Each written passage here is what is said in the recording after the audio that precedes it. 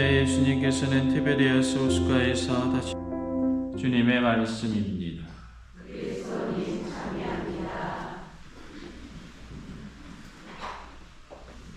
오셔서 성령님.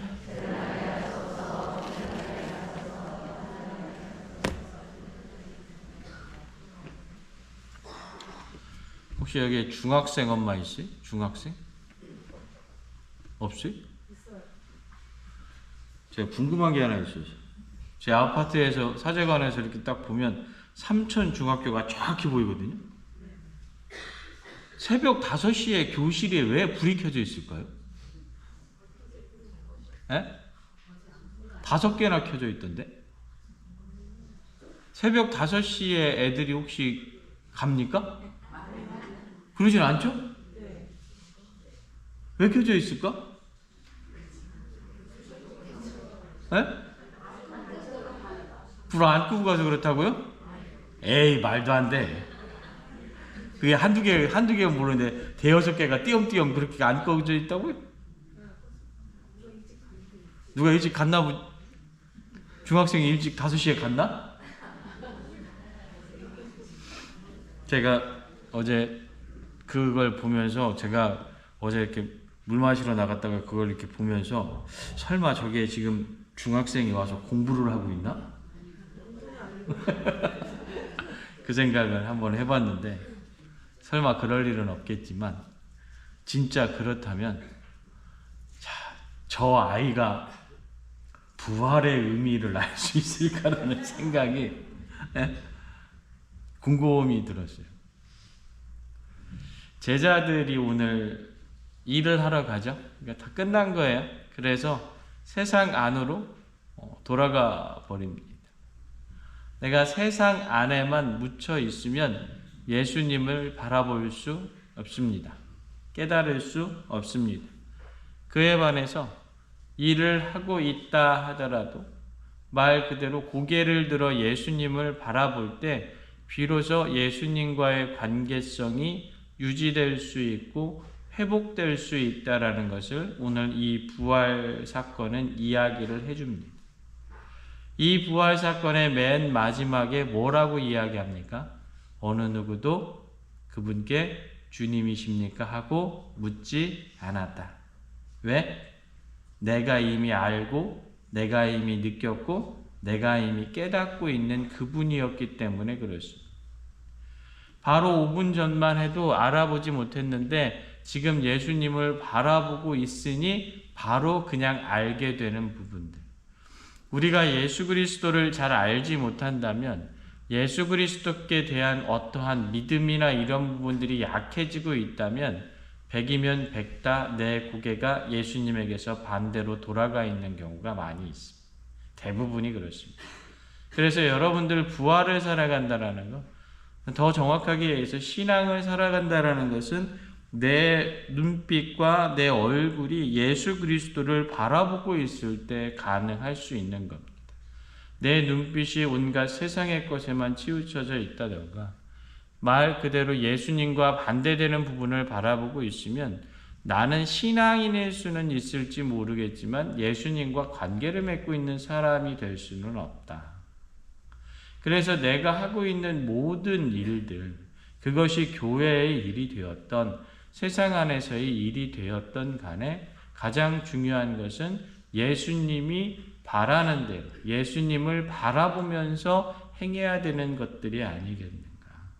그것이 내가 부활의 의미를 살아가는 것이 아니겠는가. 부활의 의미를 느끼기 위해서는 그렇게 예수님을 먼저 바라보고 있어야 된다. 그래서 제가 어제 이렇게 보면서 설마 저기에 아이들이 있다면 저 아이들이 고개를 들 수 있을까라는 생각에 참 설마 하는데 설마겠죠? 그렇죠? 설마여야 됩니다. 그걸 새벽 5시에 삼천중학교 두 번째 칸에서 왼쪽에서 세 번째부터 거기에 다는.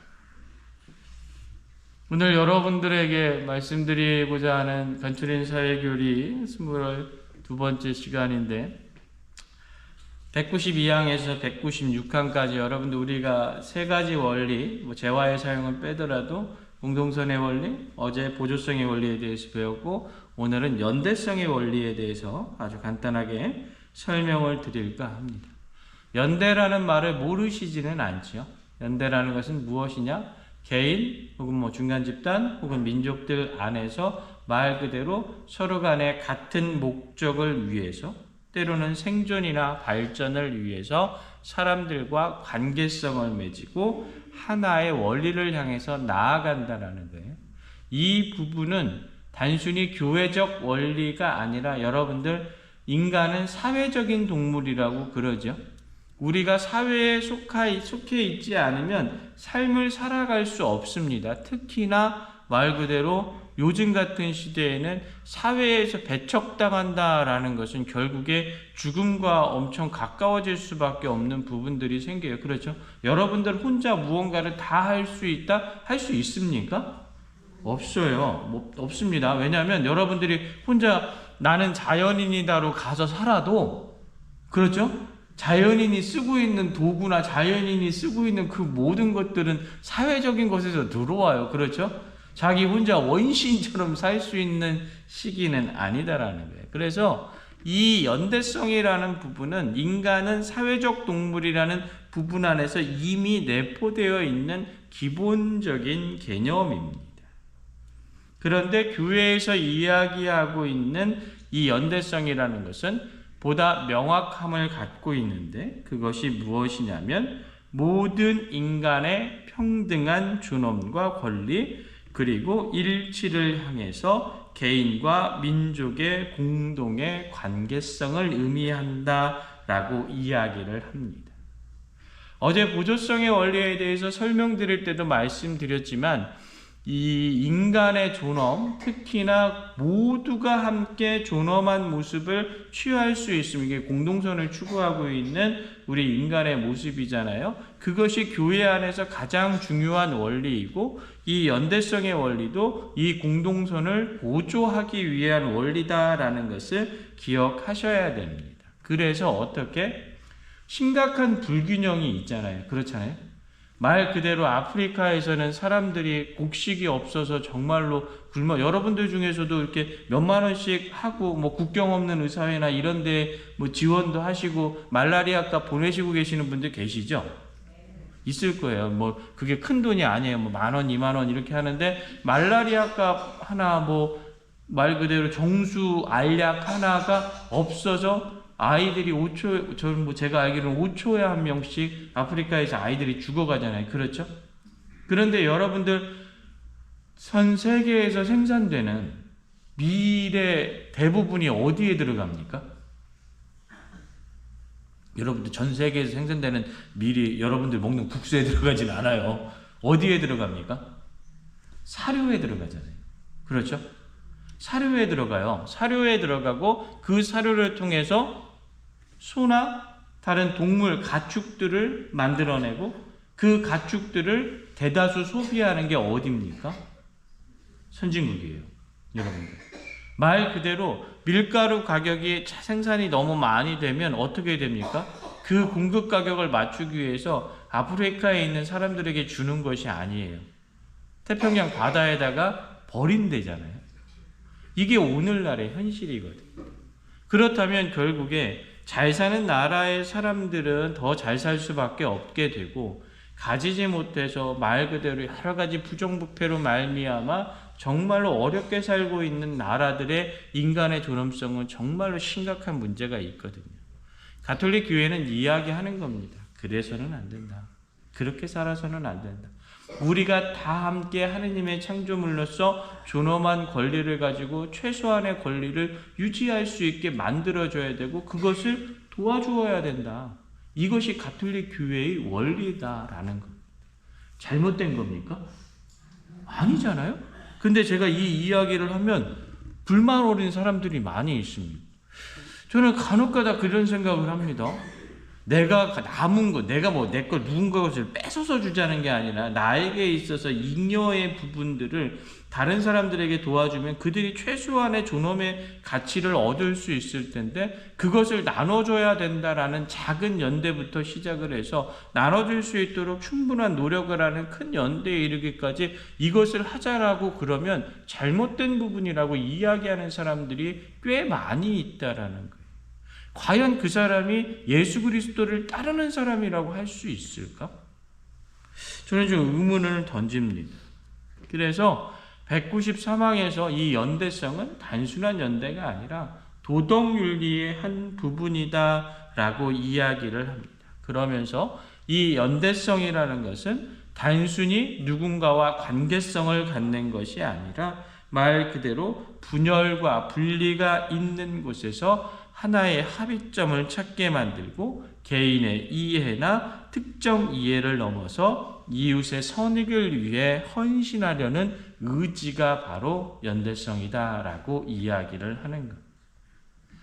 열무김치 좀 담게 도와줘. 그러면 여러분들 어떻게 합니까? 그 레지오 하다가 레지오 끝나고 와서 열무김치 담다 뭘 파다가 가시잖아요. 그렇죠? 왜? 내가 열무김치를 막 이렇게 다듬으면 막 하느님께서 은총을 막 시간 단위로 쏟아줘요? 아니잖아요. 뭐요? 아이고 내가 구역장 해봐서 아는데, 아이고 내가 여성분과 해봐서 아는데 저거 안 도와주면 저 사람들 밤새 해야 돼. 내가 가서 좀 도와주면 금방 돼. 이거잖아요. 그렇죠? 이런 작은 어떤 연대의 부분들, 그냥 제가 설명만 드렸습니다만 말 그대로 세상 안에서 여러 가지 부정과 비리와 부패로 말미암아서 빈부격차가 엄청 심해지거든요. 이 부분에 대해서 그러면 안 된다. 혹은 말 그대로 그 부정과 비리와 부패로 말미암아 어렵게 살고 있는 이들과 함께 이야기를 할 수 있을 때 세상은 한결 좋아지죠. 그렇죠? 이런 부분들이 있는 겁니다. 그런데 우리는 어느 순간인가 그것을 자꾸만 이분법적으로 나누고 있지 않은가 봐야겠죠. 그래서 여러분들 그리스도의 이제 간추린 사회교리에서 연대성을 이야기할 때 그리스도의 연대성을 이야기합니다. 단순한 사회적 관계의 연대성이 아니라 말 그대로 그리스도의 연대성을 이야기하는데 그 이유는 하나입니다.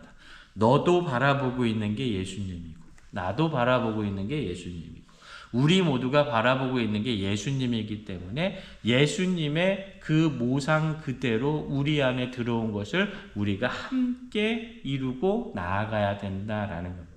그리스도인 우리가 부를 때 옆에 있는 사람들한테 뭐라고 그래요? 형제요, 자매 이렇게 이야기하잖아요. 그 말 자체가 이미 연대가 들어와 있는 거죠. 30 되신 어떤 자매님이 70 되신 어떤 형제님한테 형제님 그랬다가 엄청 혼났대요. 형제님이라고 한다고. 그 형제가 아니에요. 그죠? 뭐요? 당신은 나와 하느님을 함께 믿는 한 공동체입니다. 연대해서 하나로 살아가고 있는 사람입니다. 예수님이 그리스도인만 바라보고 계실까요? 아니지요. 세상 안의 모든 것을 바라보고 계시다. 그러면 내가 어떻게 그분이 바라보고 계시는 그 모습을 바라보고 있을 수 있어야 된다. 이것이 연대다. 부활 8부 이제 점점 끝나가기 시작하죠. 한번 좀 생각해 보셨으면 좋겠습니다. 예수님이 오셔서 여러분들 부활 맞이하셨고 그 부활의 예수님을 여러분들 바라보고 있는데 그 부활하신 예수님이 이 세상의 어느 부분을 바라보고 계십니까? 내가 지금 누구와 함께 생각하고 함께 연대해야 하는가? 깊게 생각해 보시는 그런 시간들 되시길 부탁드립니다.